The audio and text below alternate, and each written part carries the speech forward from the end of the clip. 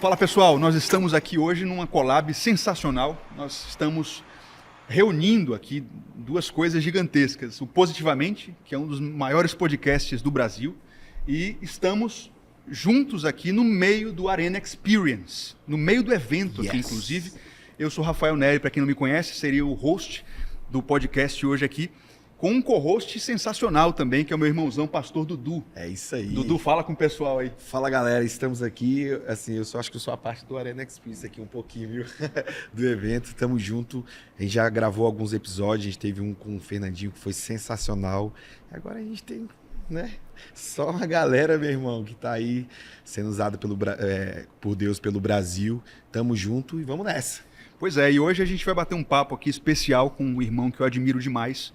Nós estamos recebendo ninguém mais, ninguém menos do que o Isaías Saad. Fala pessoal, Rafael, Dudu, uma honra estar aqui com vocês. Cara, ele se apresentou para mim sem a boininha. Eu falei, cara, eu sou o Rafael Neri. Eu falei, meu, quem é você? Ele mostrou o Instagram, eu falei, meu, você é o da boina, cara? Agora você colocou a boina, isso aqui é sua característica, cara. Mas uma honra estar aqui com você, cara. Você tem, assim, abençoado tantas vidas aí ao redor do Brasil. Eu brinco com minha esposa que é o disfarce do Clark Kent, né? A gente sai pro shopping, as coisas assim. Melhor coisa, boina, cara. Eu com a touca. Boa, boa. Meu irmão, que bom que você está aqui. Há muito tempo que eu queria bater esse papo, falar com você sobre diversos assuntos. Eu queria começar, já que a gente vai ser bem objetivo aqui nessa conversa, a gente está no meio da conferência, inclusive, para quem não sabe, eu estava agora lá dentro, acompanhando o Isaías ministrando. Voz limpa, cara. Impressionante como você, com tantos eventos, consegue manter essa qualidade profissional e essa coisa do ministro de louvor, né? E eu sei que você veio da sala de oração, né? Eu sei que você veio desse ambiente, principalmente do Bola, né? Há alguns anos você serviu em turnos de oração e é incrível porque esse trabalho de turnos de oração, às vezes você ministra durante muito tempo, às 2 da manhã, às 3 da manhã, não sei se você teve esse tipo de experiência, mas isso vai completamente de encontro a uma expectativa que nós somos ensinados a gerar na pós-modernidade por aparecer, por relevância, né? E isso para um ministro de louvor torna-se ainda mais desafiador nesses dias. Como é que foi isso, cara? Eu acredito que foi uma baita de uma escola para você, né? Cara, foi um fundamento para mim, né? Foi ali que eu fui lançado, porque eu aprendi na casa de oração a adorar o público de uma pessoa só, que é Jesus. Legal. E eu trabalhava lá, eu era assalariado para cuidar da casa de oração, ou seja, sobrava para mim os horários que quem trabalhava, estudava, não podia fazer. Então, horários da madrugada, horários da tarde, onde a sala era vazia. Então, eu sei que você veio dessa escola dos turnos de oração e da casa de oração, e eu sei que é um desafio você lidar com essa coisa de horários, né? Isso vai completamente de encontro a certas expectativas que os ministros de louvor têm hoje em dia, de ter que ministrar o louvor às 2 da manhã, às 3 da manhã, né? Então, eu acredito que isso foi uma baita de uma escola para você, né? Foi, cara, porque assim, ali é você e Cristo, é você e o Espírito Santo. E eu só ia realmente porque eu queria muito adorar Jesus. Às vezes eu estava em casa, já teve vezes eu estava meia-noite em casa, e eu ganhei, o pessoal do turno das 2 às 4 furou, não tem ninguém. E o nosso propósito ali era manter a chama acesa 7 dias da semana, 24 horas. A gente falou, Uau. Se é para manter esse propósito, vamos perseguir nisso, vamos prosseguir nisso. E aí eu acordava e pegava o carro e ia. E tinha aquele meu tempo com Jesus de 2 horas, né? Os turnos sempre de 2 horas. Cara, era fantástico o que o Senhor fazia. Então eu me apaixonei pela presença. Por quanto tempo esse processo aí? Que eu fiquei lá 6 anos. Porém, cara, eu me apaixonei tanto pela presença que foi até difícil para eu sair dali. Porque quando eu lancei meu primeiro CD, que tinha a canção Ousado Amor, enfim, que explodiu aí no Brasil, eu ainda liderava a casa de oração. Entendi. E, cara, eu saí daquela realidade onde era eu e Jesus, eu no meu tecladinho e Jesus, eu era inundado pela glória de Deus, com a responsabilidade de ministrar as pessoas em diferentes denominações, igrejas, lugares. E eu falava, Deus, não me tira daqui. O que eu mais quero é a tua presença. O que eu mais quero é estar aqui. Foi quando eu aprendi a fazer das minhas ministrações uma casa de oração. E quando foi essa virada? Não sei se foi exatamente com o Ousado Amor ou demorou algum tempo, mas... Não, foi algum tempo. Cara, na casa de oração nós começamos a compor algumas canções. Porque eu me lembro, não sei se a minha impressão está errada, mas eu acompanhei o lançamento de Ousado Amor. Sim. E foi uma coisa muito rápida, assim, em termos de alcance. Foi. Isso deve ter mudado sua vida... Mudou muito, né? Radicalmente, né? E, cara, foi uma parada muito de Deus, porque nunca tive empresário, e na época não tinha dinheiro, pessoas influentes que me divulgavam. Foi uma direção de Deus. Eu ouvi essa canção, falei, cara, eu quero gravar essa canção em português. Cara, eu tenho certeza que eu tenho que espalhar essa mensagem aqui pro meu país. E foi, cara, lancei de maneira orgânica as pessoas. Eu não sabia nem que era tráfego pago. Não coloquei dinheiro, coloquei nada, cara. E foi, né? Então, foi uma virada de chave na minha vida muito grande, de um dia pra noite, assim. Cara, isso aí que você tá falando é tão precioso, Dudu sabe porque lida com jovens, né? Mas essa expectativa que o jovem cristão tem, pela coisa da relevância, status na mídia social, né? É porque é assustador, porque ele inverteu, né? Todo levita, ele tá ali olhando pra igreja vazia e fala assim, cara, um dia eu vou tocar pra multidões. É. E ele fez o caminho inverso, né? Mas, cara, faz mais ou menos uns 7 anos, 6, 7 anos que isso aconteceu. Fico pensando hoje tá muito mais difícil. Tem um apelo mais Porque, agressivo. cara, cada ano que passa, mais as redes sociais têm dominado a mente da galera. É. Mais essa questão de, para eu ser relevante, eu preciso ter uma expressão numérica relevante nas minhas redes sociais. Sim. Números nas minhas músicas, com os meus seguidores, meus likes. E, cara, ainda naquela época tava nessa transição. Sim. Não tava do jeito que tá hoje. Então, cara, hoje tem muito material e muita estratégia, muito método para você explodir. Isso. Tá, eu vou lançar uma música, então eu vou falar com um cara que faz tráfego pago. Eu vou compor, Muita já quero ferramenta, né? Exato. E, cara, por isso, hoje eu cantei os hinos da harpa aqui, né? Eu gosto muito de cantar os hinos da harpa. Nossa. Primeiro que eu sou filho de assembleano, cresci na Eu Assembleia. Eu também, Segundo, aleluia. cara, que os caras não escreviam as canções pra bombar. É isso. Eles escreviam as canções pra Cara, isso é abençoar a profundo. comunidade. Isso é profundo. Caramba, isso é muito forte. Isso é né? muito E, cara, isso é uma coisa que tem que confrontar os nossos corações como ministros. É. Caramba. Porque a gente tem feito o porquê. A gente tem obedecido ao Senhor, a gente tem feito porque a gente quer ser relevante, porque a gente quer ser expressivo. Porque nem tudo que é sucesso na terra é sucesso no céu. Nem tudo que é aplaudido por homens é aplaudido por Deus. E quando você pega a história desses caras que escreveram essas canções, cara, em meio a tragédias, em meio a dificuldades, as canções mais lindas que a gente expressa ao Senhor hoje através do louvor e da adoração foram escritas por pessoas que estavam passando por E é dificuldade. diferente, né? Quando você escuta, é diferente. Não sei, é diferente. E hoje existe um mercado, e você não pode submeter ao mercado. É. Né? Você tem que cantar E aquilo que Deus pede pra Eu você imagino que você, como músico hoje, tem uma equipe, tem uma estrutura e até onde vai essa dificuldade de lidar com a parte comercial e sem perder a essência, o evangelho e o que Deus te chamou para fazer mesmo, cara? Cara, isso pra mim é uma luta diária.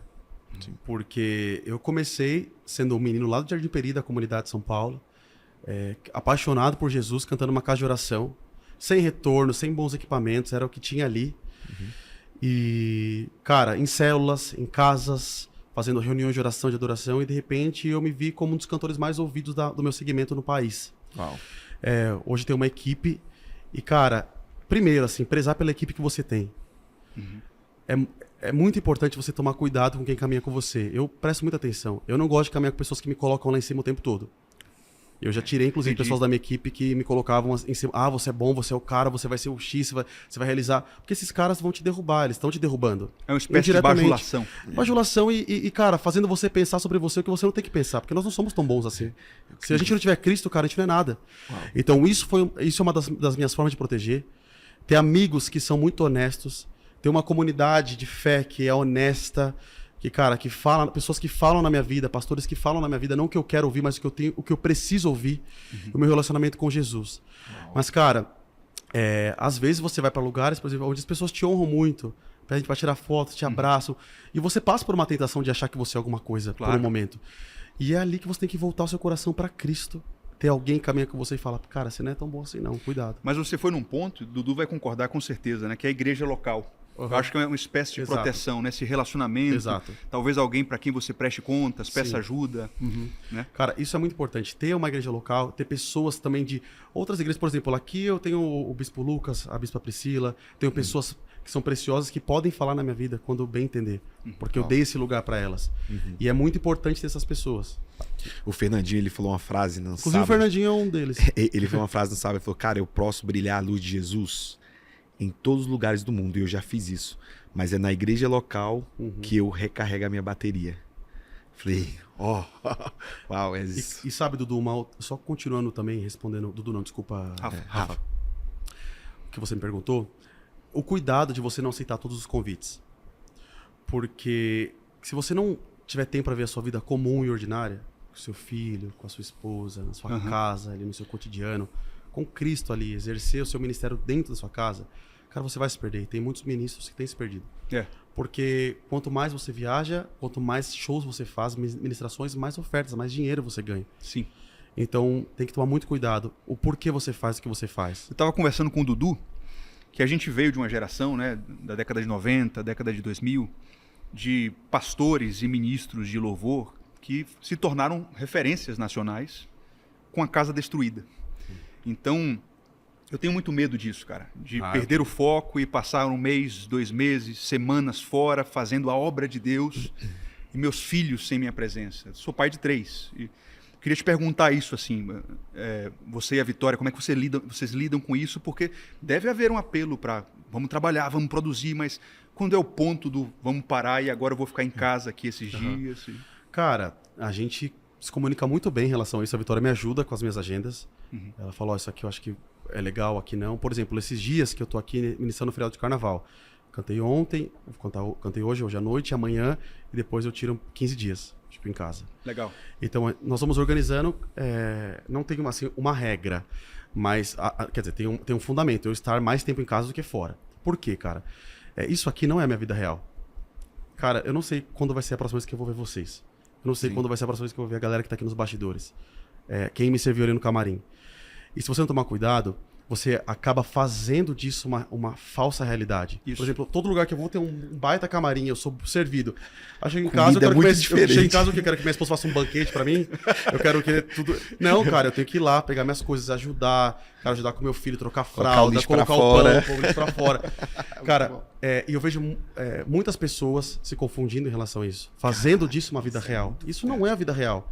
Cara, apesar de ter carinho por todo mundo que eu encontro aí na jornada ministerial, são pessoas que eu vou encontrar vez ou outra. Sim. O que vai ditar se eu sou um bom homem diante do Senhor é como eu sou na minha vida comum, como eu sou na minha vida ordinária. Entende? Então isso aqui te engana, tem que tomar muito cuidado. O Billy Graham que falava isso, né? Você quer saber se o homem é um cristão piedoso? Pergunte pra esposa. Exato.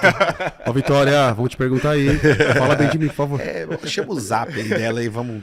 Agora, eu queria aproveitar que a gente tocou no assunto do casamento e te perguntar o seguinte: na época de Ousado Amor, você já era casado? Não, era solteiro. Como é que foi essa coisa de vocês se conhecerem? Precisou ser ousado esse amor aí. Cara, é até legal você tocar nesse assunto, porque eu fiquei bastante tempo solteiro, esperando Deus, porque eu tinha um voto com Deus. Tipo, eu só vou beijar na boca de quem eu vou casar. Legal. Então, assim, opa, que boca eu vou beijar, né? Tem que tomar cuidado, porque era um voto que eu tinha com Deus. Então, eu só vou beijar quem eu for casar. Então, cara, eu fiquei muito tempo, me abri, orava, conversava, conhecia, falava, não, se eu beijar, vou ter que casar, porque é um voto que eu tenho com Deus. Só que eu tinha uma coisa comigo, eu falei, Ousado Amor foi uma música que cresceu no Brasil todo. Não que o Brasil todo me conheceu, até porque muitas pessoas conhecem a música e nem sabem da minha existência, sabem da minha voz ali, da música, da melodia, da letra. Mas eu tinha uma coisa, falei, cara, eu vou casar com uma pessoa cristã, obviamente. Gente, ó, jogo desigual não existe. E eu não quero que ela me conheça. Porque eu não quero que seja algo sugestivo, assim, sabe? Eu casei com um cantor, entende? Eu não quero ter esse... Por quem eu sou ou por quem ela projetou, né?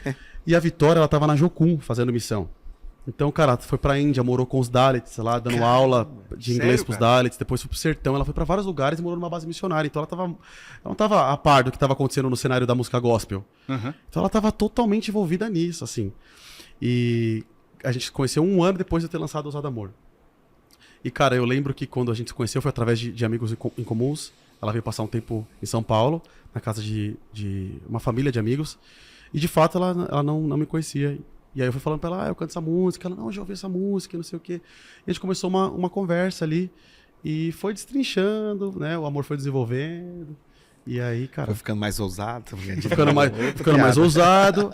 Aí eu pedi ela em casamento. Cara, como isso é raro, né? Você que lida com jovens, Dudu? Sim, completamente. E ainda mais quando ele falou assim, eu só vou beijar, né, na pessoa que eu me casar.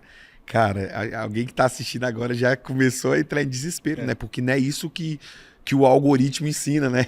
Que é a internet, que é de conteúdo e todas as pessoas. É quase uma contracultura o que você tá falando aí. E não é fácil, cara. Não é fácil. Mas eu tinha um porquê disso. Eu tinha conhecido a presença do Espírito Santo. Não foi assim, uma obra minha. Aí eu escolhi... Porque se fosse uma obra minha, eu teria beijado todo mundo. Você entendeu? Sim. Mas foi porque eu tinha o Espírito Santo. E eu me relacionava com o Espírito Santo. Porque, cara, é ele que gera em nós o querer como realizar, a palavra diz, né?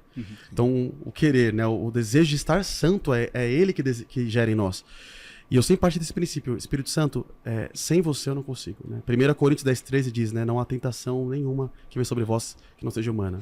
Mas fiel a Deus que juntamente com a tentação dará o escape. Então, cara, o segredo de você permanecer é ter relacionamento com o Espírito Santo. Não tem outra forma. Não tem uma estratégia, um método, a não ser isso. Ter relacionamento com Mas Jesus. eu imagino que para você ter esses princípios, você já nasceu num lar cristão. Eu nasci num lar cristão, tive base, meus pais me ensinaram muito sobre o evangelho. Mas sua adolescência foi firme na Não, igreja? minha Porque geralmente a adolescência- gente dá uma escapada. Não, né? eu fiz esse voto depois, né, amado? Eu sei, ainda mais o assembleando, ele dá umas voltas, depois vem, vai. Dei umas voltinhas aí. Mas assim, foi rápido, graças a Deus. Dos meus 14 aos 16 anos Cara, ali. exatamente comigo. assim. E, cara, eu cresci conhecendo o Deus dos meus pais. E que foi muito bem apresentado. Mas com 16 anos eu conheci o Deus que se revelou a mim pessoalmente. E quando eu conheci esse Deus, eu falei, eu não vou largar mais. Eu conheci algo que me preenche, algo que me enche, que, cara, não tem explicação alguma. E foi dali que eu tomei essa decisão. E, por exemplo, dá uma curiosidade, eu acho que para quem está escutando aí, tem muita gente jovem, né? A gente está agora com mais ou menos 10 mil jovens aí no Arena Experience. Isso para eles é assustador ouvir isso para essa geração. Qual foi o fruto que você colheu tomando essa decisão? Teve alguma coisa assim? Eu fiquei, não beijei, mas qual o fruto na prática que você sentiu disso que é o que a pessoa faz normalmente e você deu esse limite? O que você colheu, que você viu na prática Cara, ali? a aprovação de Deus foi o maior fruto que eu colhi. Foi sentir Deus me aprovando, assim. Foi Ele me respaldando, porque eu casei com uma ótima pessoa, uma pessoa maravilhosa.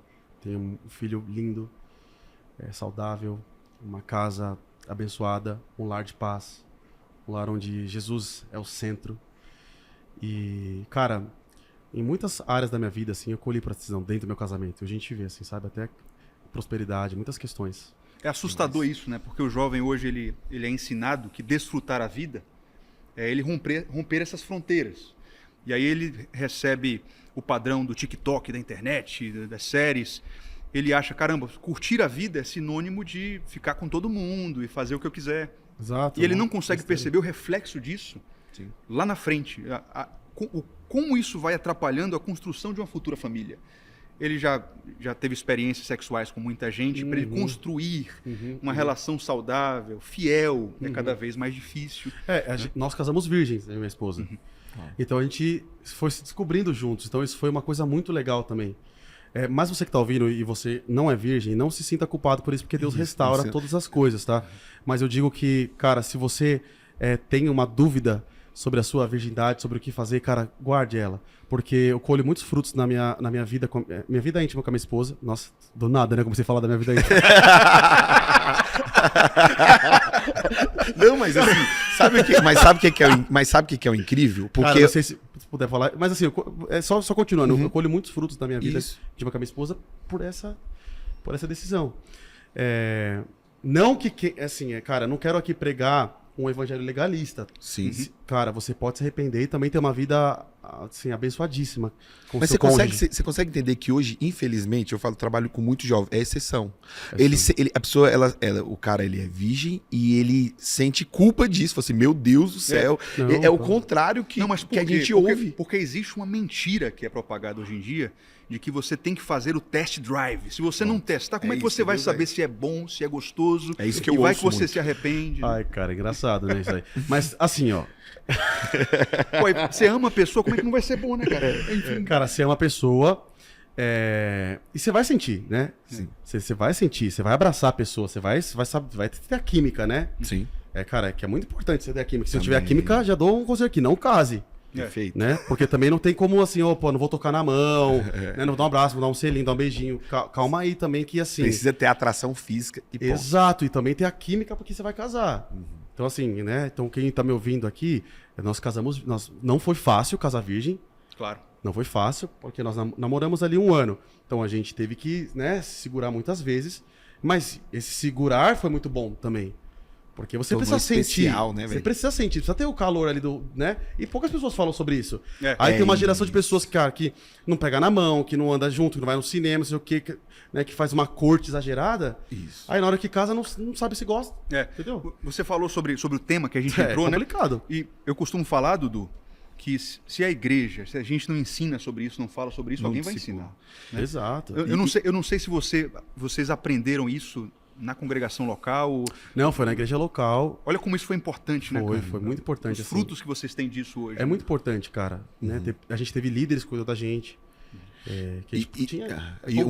Desculpa. Não, É porque quando a gente estava falando assim, a gente também estava conversando que hoje essa nossa geração, essa geração atual, se você prestar atenção, ela vai pro culto, sei lá, de domingo ou sábado, mas ela é discipulada mesmo pela internet, cara. Olha o tanto de tempo, olha o quanto tempo ele escuta um evento desse, X horas. Quando você vai para a parte de porcentagem, é desproporcional. E se a gente, né, não falar sobre isso, esse cara ele é discipulado, cara, pela internet, pelos influencers, etc. E falando sobre isso. Aí na hora que chega na igreja, 1 minuto, sei o quê, tem que ter muito cuidado, né, muito cara? Muito cuidado. É verdade. Agora, eu queria mudar de assunto aqui, porque eu sei que no início do seu casamento, vocês enfrentaram uma prova terrível que tem a ver com enfermidade, né? Eu não sei se teve a ver com pâncreas ou algo assim, mas se puder contar essa história, cara, porque eu imagino que todo mundo tá ouvindo essa história e tá dizendo assim, caramba, deve ser mil maravilhas, a vida deles deve ser um paraíso na Terra. Mas vocês passaram por muitas dificuldades, né? E eu sei que esse lance você quase morreu, inclusive, né? Cara, eu vinha sentindo algumas dores nas costas, aqui na barriga há um tempo. Não sabia o que era. Um belo dia, com muita dor, fui no hospital. Eu tava com pedra na vesícula. E aí eu tive que tirar a vesícula. Mas a vesícula ela tinha uma síndrome rara, chamada síndrome de Merise, uma síndrome anatômica. E foi meio complicado, assim, limpar toda a lama biliar. E manuseou meu pâncreas. Eu tive pancreatite, que assim, é uma inflamação no pâncreas absurda. E, cara, aí no hospital, junto com essa dor, que é uma dor que eu não sei explicar, eu peguei uma bactéria hospitalar.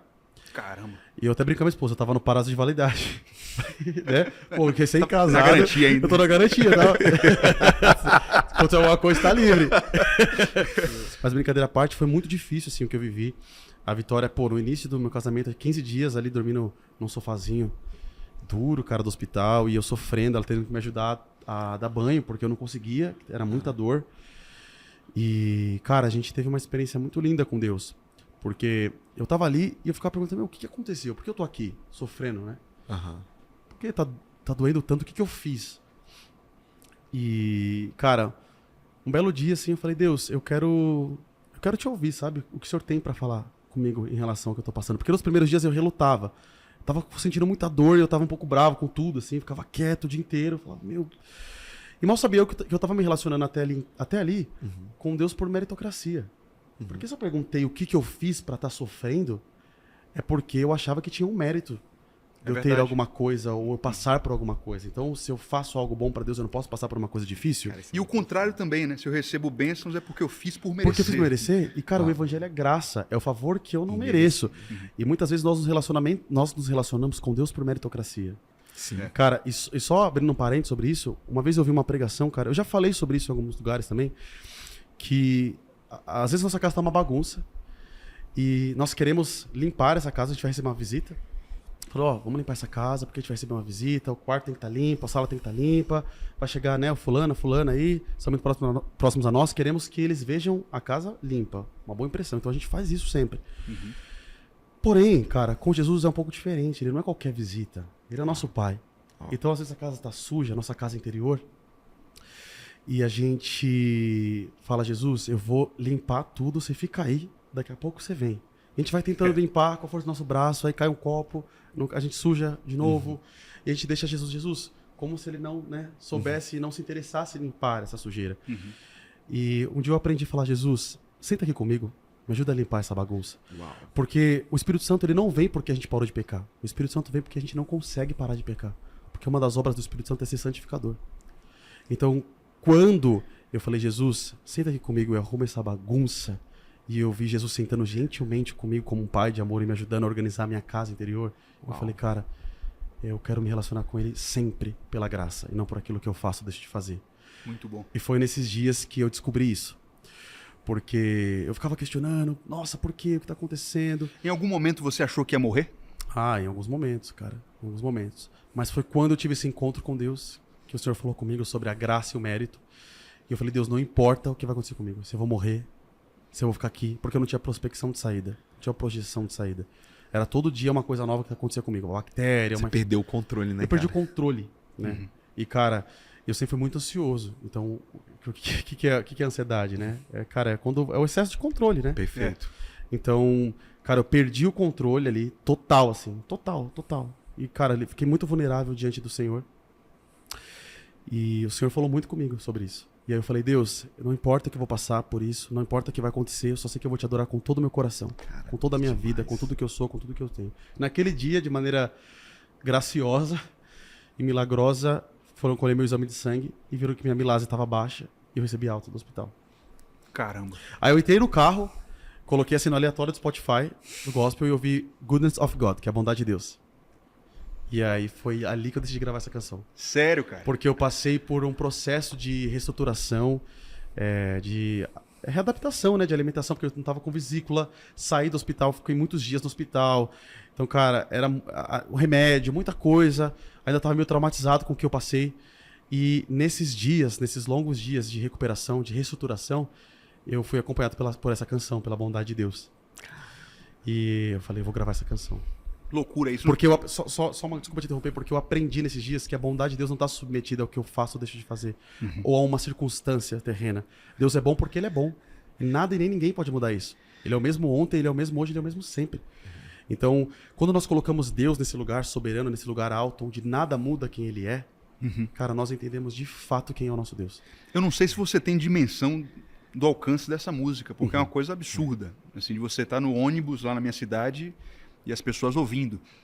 E é engraçado como isso nasce como fruto de uma experiência tão particular, né? É isso. Ninguém que é tá vendo poderoso. ali. E eu percebo, sabe o que é? Que quando Deus leva pra gente pra esses vales, Ele vai levando pra gente pra outras camadas que a gente não conheceu, cara. É. E que Ele falou, mexeu muito comigo, assim, cara, é que Deus, Ele não faz, não é porque Ele faz o que é bom, é que Ele é bom, velho. Ele é bom. Caraca. E quando a gente muito edificado submete a isso, a gente começa a entender quem é Deus. Porque muitas vezes nossa fé ela é volúvel, ela é inconstante, porque a gente não está com a fé fundamentada no lugar certo. Né? A gente acaba vivendo esse evangelho meritocrático, achando que o que a gente faz ou deixa de fazer muda o coração de Deus em relação a nós. É verdade. Ele é Deus, cara. Ele é imutável. E a gente fica muito no que Deus faz e acaba esquecendo de quem Deus é, cara. Exatamente. E essa camada que Deus foi revelando pra você, cara, que profundo. Eu tô me lembrando agora, minha esposa tá ali, o nosso terceiro filho nasceu ouvindo essa música. Ah, Na que sala legal, de parto cara. a gente botou essa música pra tocar. Caraca, Imagina, que cara. forte! Aí eu tô aqui falando com o cara, agora ele me contou como uma música nasceu no coração ouvindo. dele. E, cara, sabe que é louco? Muitas pessoas. Eu abro ali os comentários no YouTube, recebo também mensagem no Instagram. Muitas pessoas estão no hospital contando o testemunho. Pessoas que estão passando por um processo de recuperação ou estão no hospital. Cara, falando, cara, essa canção tem me ministrado muito. E foi exatamente nesse processo. Foi assim, ó, eu saí do hospital, já saí dirigindo, meu carro estava estacionado, coloquei no aleatório, essa música começou a tocar. Eu fui muito ministrado por Deus. Foram dias ministrando até eu tomar a decisão de gravar. Mas nesses dias eu tive muitos encontros com Deus. E eu vejo, cara, como, né, a nossa dor, ela cura pessoas, né? Como a poder que sai, né? O Rodolfo Abrantes fala, né? Que das Isaías minhas 53. feridas saia poder pra curar. A dor vira mensagem, né? Como é que fala? Ministério. Dor fechada, ministério aberto. Tipo, Coisa linda, cara. Coisa isso linda. aí. Dor vira Agora, mensagem. por outro lado, Isaías, me corrija se eu estiver errado, mas você não vê uma visão um tanto quanto triunfalista hoje, tanto nas canções ou na forma de culto, e até onde isso é problemático, nessa ideia de que Deus sempre tem que me abençoar, ou que pelo fato de eu ser filho eu não tenho que fazer mais nada. E é um outro lado da história, né? A graça existe, a bondade de Deus existe, mas isso não é um cartão de liberação, uma credencial para eu viver de forma dissoluta. Exato. Onde é que está o equilíbrio disso aí para você enquanto ministro de louvor, né? Falar da graça, falar da bondade e, ao mesmo tempo, demonstrar a importância dessa paixão, dessa graça que, segundo Tito, capítulo 2, nos ensina a renunciar às paixões da carne, né? Cara, eu não sei onde foi que as pessoas começaram a separar a graça assim, do pecado. Eu não consigo entender. Né? Que fala, porque fala muito da graça... Aí fala, desvinculado de arrependimento. Desvincular, exato. Eu não sei aonde foi, quando foi que as pessoas desvincularam a graça do arrependimento. Porque, cara, a graça é o que nos capacita a não pecar. É a mesma graça que nos levanta quando nós pecamos. Mas é o que nos capacita, que nos leva também a nos arrepender diante de Deus pelos nossos pecados. Eu acho, cara, um absurdo, um erro teológico gigantesco, uma heresia imensa, separar a graça do arrependimento. Né? Existe hoje o evangelho da hipergraça. Evangelho não, né? Eu não posso considerar isso como evangelho. Mas uma mensagem herege, né? uma narrativa, né? Da hipergraça, que tem arrebatado muitos corações mesmo, porque é uma mensagem muito sedutora, porque ela alisa muito o seu ego e muito a sua cabeça. Sim.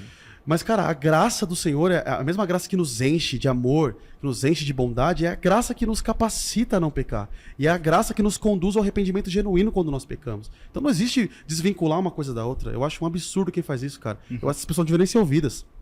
Mas é muito louco, né? Porque essa graça do pai, que em Lucas 15 é o que leva o filho mais moço ao arrependimento, né? E o irmão mais velho não conseguiu entender, né? E às vezes é difícil na nossa cabeça conciliar as duas coisas, né? Como a graça e a bondade.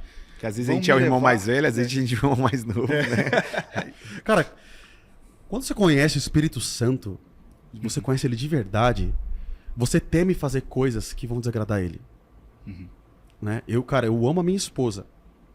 Diferentemente do quanto eu amo o Espírito Santo, que é muito maior. Mas eu amo a minha esposa, é um exemplo. Cara, eu vivo com ela. Então eu sei que tem coisas que vão feri-la. Eu vou deixar de fazer por amar a ela. Sim. Porque eu me relaciono com ela, eu quero ter tempo com ela, eu quero tê-la. Agora, com o Espírito Santo não é diferente. Pelo contrário, a gente tem que zelar muito mais, é o Espírito Santo. Então, cara, se eu me encontro com ele, se eu sou apaixonado por ele, se eu olho nos olhos dele, cara, eu vou deixar de fazer por amar a ele. Porque eu amo, eu quero a presença dele, eu descobri. Cara, eu tenho uma seguinte opinião sobre isso. Cara, quem vive negociando muito a sua vida com Deus é porque não conhece o Espírito Santo. É e eu não estou dizendo que quem conhece é perfeito. Nós somos seres falhos, precisamos de Jesus todos os dias. Mas, cara, se de um carnaval eu tô indo. Se isso aqui eu tô, não sei o quê. Apareceu uma boca, eu tô beijando. Apareceu o que eu tô fazendo. Cara, você não se encontrou com o Espírito Santo. Porque se você usa a graça para respaldar o seu pecado, você não conhece Jesus. É verdade. Você é simpatizante do Evangelho, você não conhece Jesus. A gente já está caminhando para o final aqui por causa do tempo, mas eu queria olhar agora um pouco para Isaías como pai, né? Porque eu imagino que você olhe para o mundo, e eu também tenho 3, né? Então meu mais velho tem 8 e eu tenho um de 8 meses. E às vezes a gente olha para o mundo e por mais que a gente confie em Deus, a gente dá uma preocupada assim, com quem eles vão se relacionar e as influências, etc. Depois dessa vida com Deus, das experiências que você teve e de onde Deus te tirou e onde Ele está te trazendo, como é que você tem planejado, cara, assim, apresentar Cristo para o seu filho e como é que você pretende conciliar essa vida de tantas viagens e de tantos desafios com a missão e o privilégio de ser pai em casa? Você já parou para pensar nisso? Sim, todos os dias. Cuidando dele, trocando a fralda dele, mostrando que eu sou presente, dando banho nele, ajudando na rotina de sono, ajudando a minha esposa, sendo suporte para minha esposa. Eu acho que a melhor forma de eu apresentar Cristo pro meu filho é eu mostrando para ele que eu sou um pai comum, ordinário, que tem Cristo e quer viver Cristo dentro de casa. Porque, cara, o meu temor é um dia meu filho crescer, eu ver, olha, o meu pai tem bilhões de visualizações, mas não foi um pai presente, não foi um pai que esteve comigo, não foi um pai que foi nas minhas reuniões da escola, não foi um pai que ajudou minha mãe. Então, cara, a forma que eu tenho apresentado já para o meu filho, mesmo ele não tendo total, ele tem 6 meses, mas ele já capta, né, tudo que acontece no ambiente, estando mais próximo e servindo ele da melhor maneira possível. Não ajudando minha esposa, né, porque eu sou pai, né, então a gente colabora um com o outro, mas exercendo meu papel de pai. Né, eu não quero ser aquele cara que prega, canta e faz dezenas de coisas usando o nome do Senhor e em casa, assim, não tem tempo com a família, não tem tempo em casa, deixa o filho de lado, né? Aí lá na frente vai falar, o que eu fiz? O que aconteceu? E tem um detalhe, né? Porque eu imagino que hoje existe um apelo também, para além de cantor e as viagens e as ministrações, existe um apelo também para você ser um produtor de conteúdo. E aqui vem uma armadilha, porque às vezes ele diz assim, não, estou em casa. Eu tô aqui, mas a cabeça está em outro lugar. Você tem que fazer story, você tem que produzir coisas para o feed, você tem que viralizar. E eu queria que você falasse um pouco sobre esse desafio hoje em casa com o celular, né? Porque eu vejo muitos pais e eu atendo famílias que estão quebradas por causa disso, porque eles pensam que estão em casa, mas não tem aquele exercício da presença. Eles estão com a esposa, mas a cabeça está nos negócios, está nos empreendimentos. Isso tem sido um desafio para você? Como é que você lida com isso em casa? Não, primeiro assim que eu não tenho que nada, assim, eu coloco isso na minha cabeça, né? Porque, cara, nós somos ensinados hoje, né, a você chegar em determinado lugar fazendo determinadas coisas. E não tem problema nenhum nisso, né? Você montar sua estratégia, você fazer ali o seu brand, suas campanhas e tudo mais. Só que, cara, como eu te disse no início da conversa, eu venho de um lugar tão orgânico. Cara, Bondade de Deus foi assim. As canções que eu lancei que mais cresceram no Brasil e foram ouvidas pelas pessoas foi de maneira muito orgânica. Foi eu fazendo vídeos, se você pegar os vídeos que, tipo assim, lá tem 13 milhões no Reels, lá assim, 7 milhões. Cara, eu cantando na minha casa, às vezes chamo a nossa amiga Débora pra cantar comigo, tipo um vídeo assim, eu coloco o celular e falo, posta, pega um take da música. Espontâneos. Espontâneo. Então eu não tenho muito essa questão de, eu preciso postar pra ter isso. Eu não tenho isso, graças a Deus, cara. Foi tudo, assim, os números de seguidores que eu tenho, foi de maneira muito orgânica e eu não criando uma estratégia pra fazer aquilo. Foi tipo assim, cara, vamos postar. Vamos lá, cara, eu lancei a música, eu quero cantar um pedaço da música. Legal. Né? Então eu tô. E graças a Deus, por eu ser cantor, e eu tenho ali os meus royalties, eu sou um cantor independente, eu não tenho uma gravadora. Então meus royalties todo mês ali do YouTube, do Spotify, ele tá ali presente. Eu não preciso ficar fazendo, porque música é uma coisa assim, cara. As pessoas gostam, elas vão ouvir sempre. Não é igual um criador de conteúdo que tem que estar fazendo todos os dias. Sim, porque, todos os dias. Pra gerar ali a monetização. Perfeito. Sim. Porque, cara, um youtuber, por exemplo, ou alguém que trabalha com internet fazendo vídeos, ela precisa fazer cada vez mais vídeos pra vender curso, pra girar ali a monetização. Música não, cara. Eu lancei uma música que explodiu, que cresceu, cara, eu não preciso quiser 10 falar nada, anos atrás a pessoa vai continuar escutando. Ousado Amor faz 6 anos que eu lancei. Até hoje eu tenho um bom rendimento financeiro dessa música. Olha isso. Interessante. E cara, isso, né, qual foi a última vez que eu postei de Ousado Amor? Sei lá, uns 2 anos atrás. Você falou de Ousado Amor, né? E existe uma pressão na sua cabeça ou das pessoas ao seu redor pela próxima Ousado Amor ou pela próxima música que dê muito certo, ou isso não existe pra você? Cara, tem a pressão das pessoas, mas é o que eu te falei, cara, eu vou fechando meu cerco cada vez mais. Tá muito no DNA deles isso aí, né? Tá no eu seu vou fechando DNA, meu né, de cerco, como porque funcionou tudo, né? E, cara, olha a graça que Deus me deu, assim, de ter essas canções. Eu tenho 6 anos de carreira musical, né? Ministério na igreja, né? Desde muitos anos, mas de carreira musical profissional faz 6 anos. Eu tive a honra de ter tantas canções com esses números expressivos, cara, sem forçar a barra com ninguém, assim, sem chutar porta, sem me convidar, nada. Padrinhos que... Nada, cara. repostassem. Graça de Deus total, assim. Graça, a favor de Deus. Então, cara, todas as vezes que eu vejo essa pressão chegando, eu falo, velho, sai daqui, cara. Tipo, eu sei que me trouxe aqui, eu sei porque eu faço isso, eu não faço as coisas pra explodir, nunca fiz. Então, cara, se for pra explodir outra canção, amém, glória a Deus. Se não for, vamos seguir. Mas você já foi abordado por ministros ou por gravadoras? Já. Qual foi a fórmula mágica do Isaías? Já. Cola aqui com a gente, uma proposta Qual foi o aqui. hack? Mas, cara, todo mundo se Foi o decepciona. hack. Todo mundo se decepciona. Você vai pedir fórmula. Eu não tenho da fórmula mágica da pessoa. Eu sempre, assim, uma das coisas que eu posso dar um conselho, eu sempre fiz músicas pensando na igreja local. Sempre. Tipo, o que a igreja vai cantar? Congregacionais? Seria essa Congregacionais. palavra? Sempre pensando na igreja, sempre pensando na congregação. Cara, porque é o que tá na minha veia. Eu amo cantar na igreja, eu amo conduzir a igreja à adoração. Cara, então eu sempre pensei em fazer coisas pra igreja, né? Servir a igreja, servir o corpo de Cristo.